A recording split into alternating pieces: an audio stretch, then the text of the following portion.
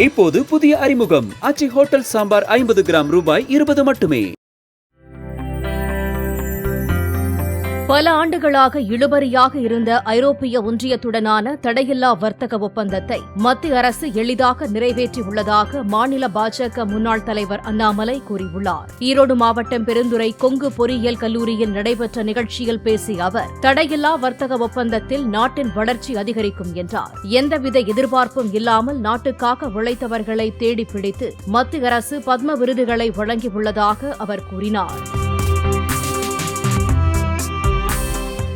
இப்போது புதிய அறிமுகம் ஆச்சி ஹோட்டல் சாம்பார் 50 கிராம் ரூபாய் 20 மட்டுமே.